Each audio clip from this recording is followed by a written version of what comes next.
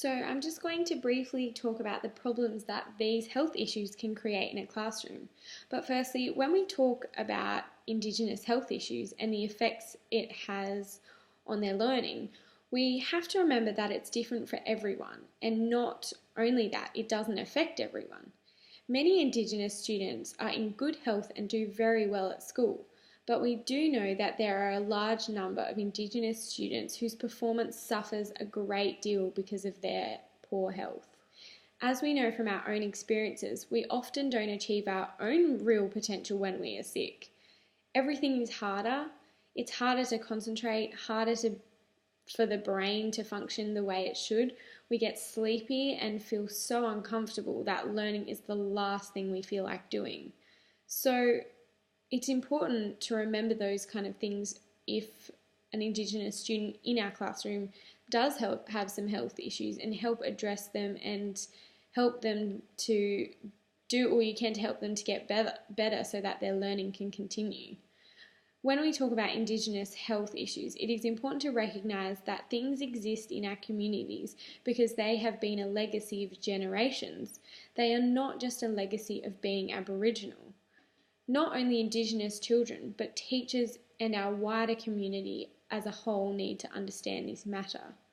So, when I was on prac, I taught a few Indigenous students, and things I noticed was one of them had a disability and it affected his learning greatly. He would get frustrated easily with his learning.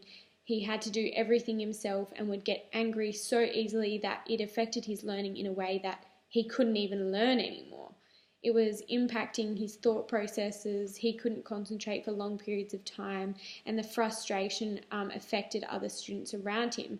So we had to come up with strategies to help that student deal with his emotions and deal with his disability in a way that wouldn't interrupt his learning. And I had another student who was an Indigenous student, and he was a very slow learner, and that's okay. You get non-Indigenous students that are slow learners, but it's just learning how to manage these students and how to give them things and tools to help build up their ability to process information easily and to put it into their memory bank for long-term use. And another thing, later, if you go to the resource page, the teacher's resource page, there's an excellent TED talk that talks about a man has given a talk about how to teach Indigenous students, because there's so many factors that we as teachers don't even think about. They come from a total different culture. They have value, they put value on things that we don't even think about.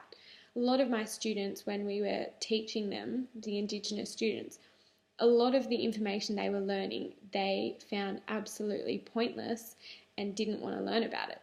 So it's a good thing to watch that video and find out more about what he has found helps.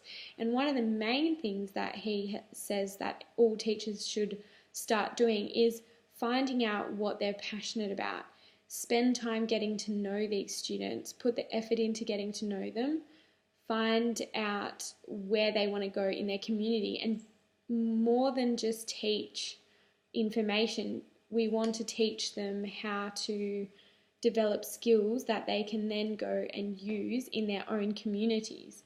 And this will help us address the difference in their learning styles. And so that's a really great video I would recommend using. So, yeah.